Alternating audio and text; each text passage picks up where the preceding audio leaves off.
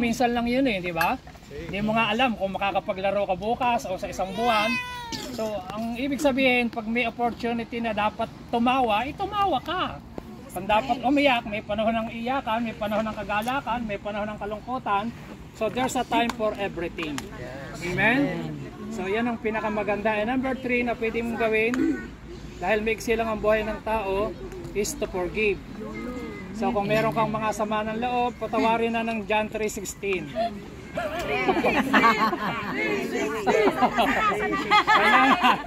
Kasi hindi maganda yung meron kang dala-dala. Mga hinanakit tampok. Dapat lahat maayos ang ating puso palagi. Yes. And number 4, pinakamagandang gawin is to do good, doing good. So kasi nga po ay ang paggawa ng mabuti, sa tamang panahon tayo po ay aani. Amen. At yan po ay tandaan po natin na pwede nating gawin habang nandito po tayo sa lupa. Yes. Dahil maiksi lang po, life is short. Amen. At ngayon po ang gusto kong i-share sa inyo ay the proof of your love for God. Ano po ang aking topic? Sabihin natin, proof of your love. Proof of your love for God. For God. Kung may nagtanong sa inyo, paano mo mapapatunayan na mahal mo ang Diyos? O kaya kung ikaw ay binata o dalaga, may nanliligaw sa iyo, paano mo mapapatunayan na talagang mahal ka niya o binobola ka lang? Kasi meron talagang mga nambobola lang, di ba? Ayun namang iba, nabobola, nabibilog ang ulo, napapaniwala. So kaya importante na dapat nating maintindihan, ano ba ang pruweba? Maraming tao pag in-interview mo, mahal mo ba ang Diyos? Karaniwan magsasabi ng yes, mahal ko ang Diyos. Pero ano ang proof? So bibigyan ko lang po kayo ng 3 biblical proof na tayo ay talagang tunay na nagmamahal sa Diyos. Una, sabi po rito sa John chapter 14 verse 15. Ito po ang sabi, if you love me, you will obey my commands. Amen. So ang number 1 na nagmamahal sa Diyos, sumusunod sa kanyang utos. Yun ang sabi ng Word of God. Amen. If you love me, you will obey. So kaya ang pruweba ng tunay na pagmamahal sa Diyos pagsunod sa Panginoon. Ngayon, actually wala naman ho talagang 100% na nakakasunod ng 100% na perfect obedience. Kasi meron po tayong tinatawag na 613 mitzvot o law, kasama na po yung 10 commandments. Pag hindi ka nakasunod sa isa, sabi ng Bible, nabaliwala lahat. Sino ang makakasunod ng 100% na perfect obedience sa 613 meatballs na tinatawag na law o kautusan o Jewish commandments? Wala.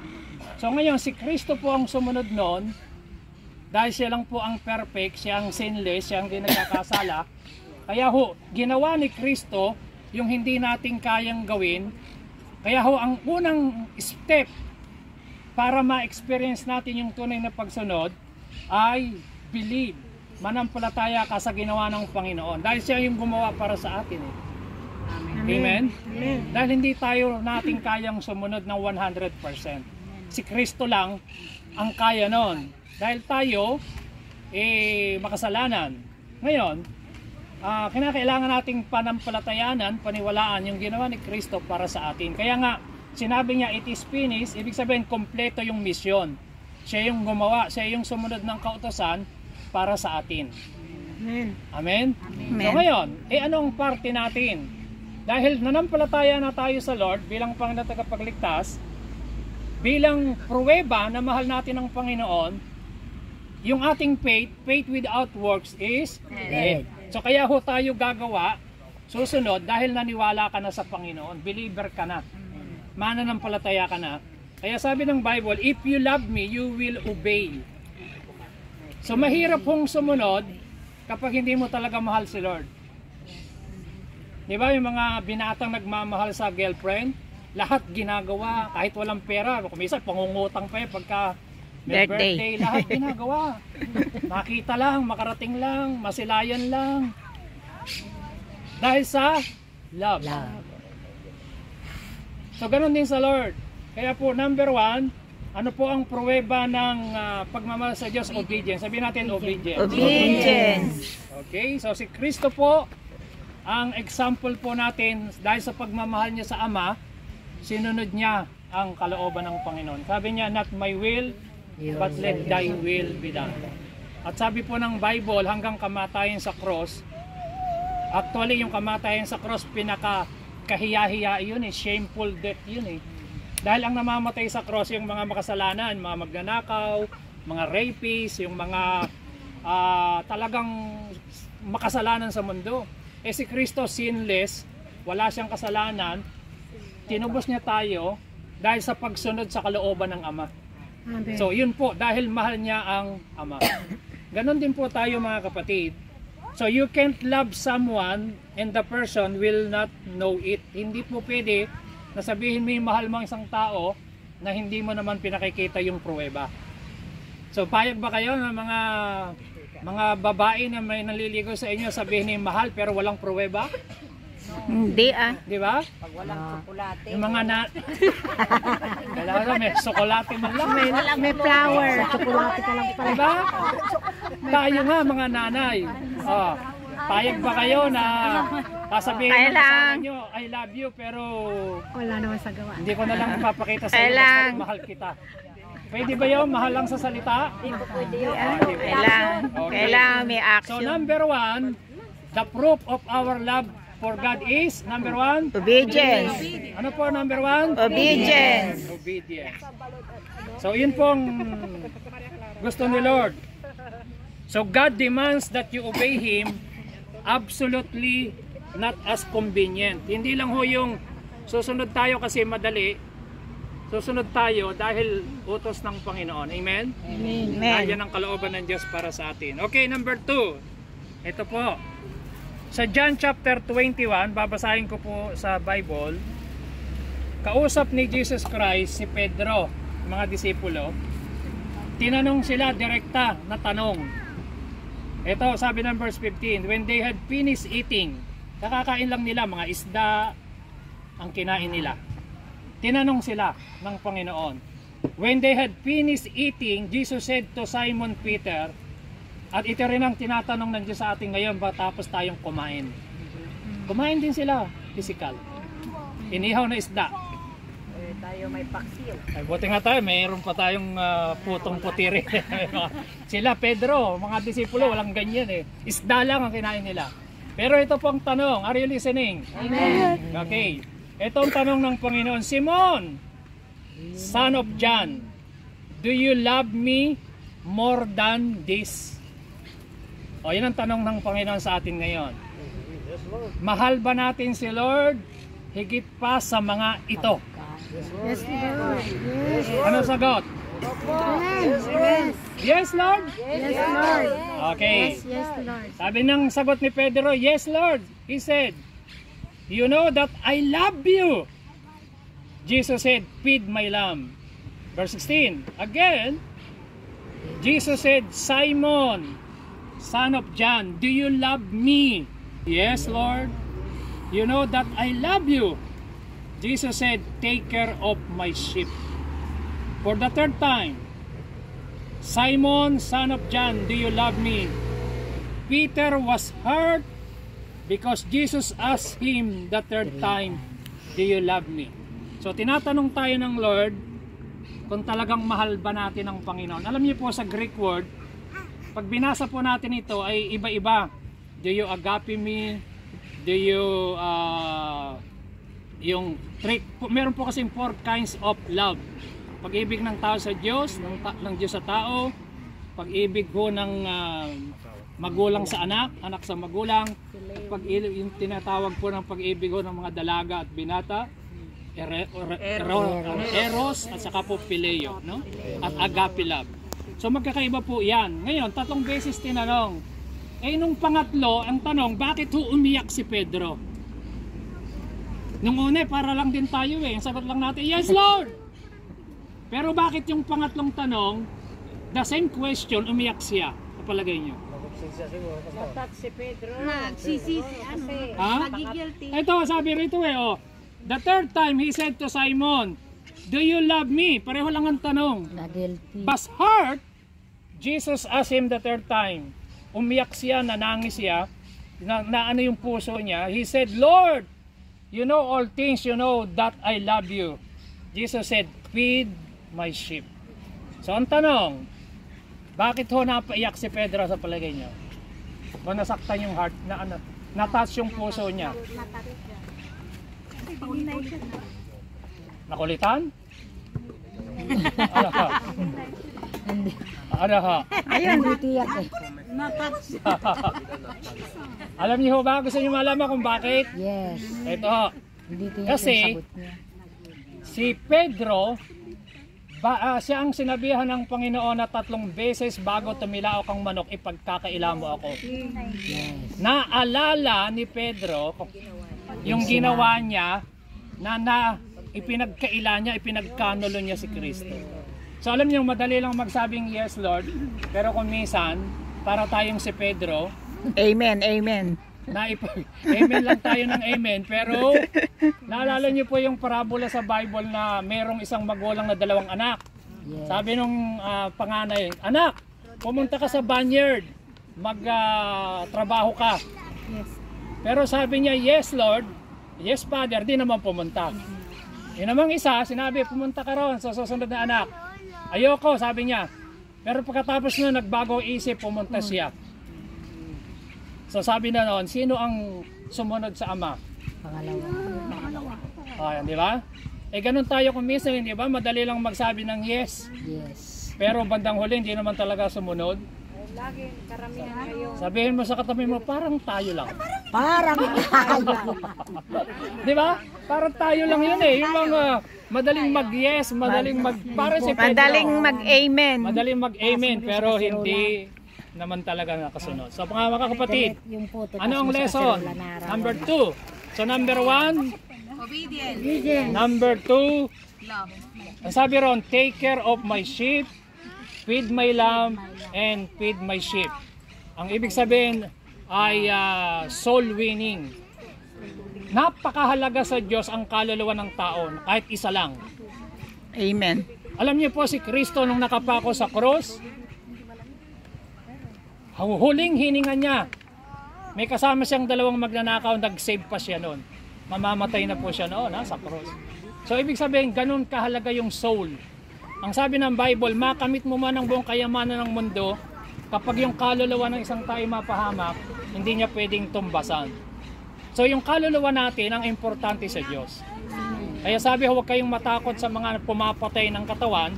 Ang katakutan nyo yung pumapatay sa kaluluwa sa impyerno. Sabi ng Word of God. Mga kapatid, ang sabi ni Lord, feed my love. Take care of my sheep. So inutusan si Pedro na mag-serve ka.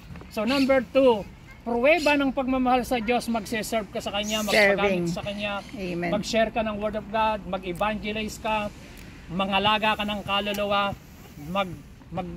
paggamit ka sa Lord. Maglingkod. So yun ang ibig sabihin ng Panginoon, serve me. So do you love the Lord? Amen. Ang sagot, serve the Lord. Amen. Serve the Paggamit Lord. ka sa Panginoon, sabi ni Lord, feed my lamb, feed my sheep. Amen? Number 3. Tatapos na po ako at tayo po ay makakapaglaro na. Number 3.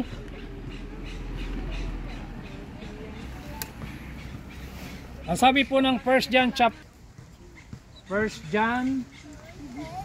chapter 4 verse 19. Ito po. We love. Tingnan niyo po ha. Are you listening? Mga kapatid? We love because He first loved us. Whoever claims to yet hates a brother or sister is a liar.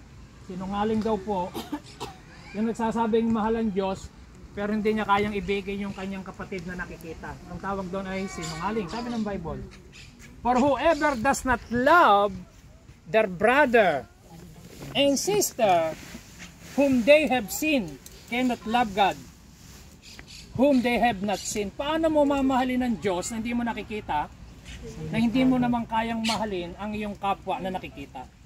So kaya po, number 3 mga kapatid, na katunayan ng pagmamahal natin sa Diyos, love your brother and sister.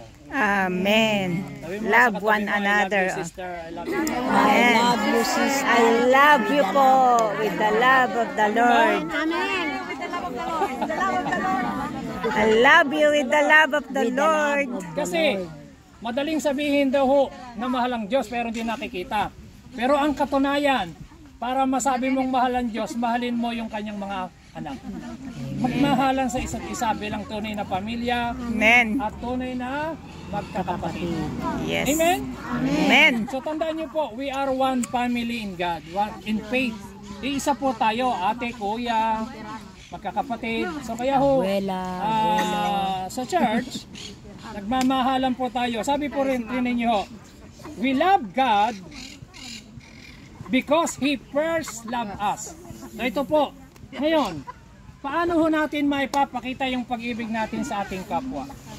Care. Paano? Hello? Love one another. Forgive one another. Okay, Accept one sapat ba another. yung sabihin lang na, Brad o sister, I love you with the love of the Lord? Yung iparamdam mo ba? Yung padama mo. Ay, di kakanta ka niya ng Okay, madama. ganito po. So para maipakita natin yung pagmamahal natin sa Diyos, sa ating kapwa, you cannot love without giving, but you can give without loving. So, ibig sabihin, you can love your brothers and sister by giving them your time. Pagbibigyan ng time, talent, and treasure. Tatlong T. So, kailangan mayroon kang time. Sa Lord, Time, talent. paano mo masasabi ng mahal mo ang Diyos na wala kang time sa Kanya? Halimbawa, yung, ulitin natin para mas maintindihan. Halimbawa, ako kay Mrs. Sabihin ko sa Kanya, I love you, pero wala akong time sa iyo. Hindi pwede yun. Pwede, tama ba yun? Hindi pwede yun. Kailangan O kaya, mayroong time. I love you, pero Treasure din. di ba? Eh ganyan tayo sa Lord mga kapatid, yung love. Tsaka Ang time. love, maipapakita sa pagbibigay ng oras. Tingnan nyo, sabi nga nang minsan may napakinggan ako, pag may mga tao na nagsasabing mahal kayo tapos wala namang time sa inyo, eh hindi totoo That's yun. not true. Ayun. Ay ganun din sa Diyos. Amen. Yung sinasabing I love you Lord, I love you Lord, tapos wala akong time kay Lord. Paano yun? Di ba? Kailangan, pinakikita mo ang tunay na pagmamahal, you have time. Walang time ipagluto. Love Ganun. means time. Di ba? Mahal mo yung anak mo, wala ka naman time sa anak mo. Ayan. Yan, ipagluluto nyo ng paboritong adobo. So ganon, mga kapatid. Time. Ang ibig sabihin ng love, love means giving. Dahil tinan nyo po, nung nagmahal ang Ama, ang ibinigay niya kaisa-isang bugtong na anak si Kristo. Yes. For God so loved the world that He gave His only begotten Son, that whoever believes in Him shall but have everlasting life. O, paano niya pinatunayan ng Ama ang kanyang pagmamahal? Ibinigay niya sa isang bugtong na anak. O, ngayon, paano mong mapapatunayan ng mahal mo? Eh, oras nga wala kang time. O, wala kayong fellowship. Wala kang pagbibigay ng treasure, time, talent, and treasure. Ganon din kay Lord. Kaya yung ating mga talent, gift, pinagagamit natin kay Lord kasi mahal natin si Lord. Amen?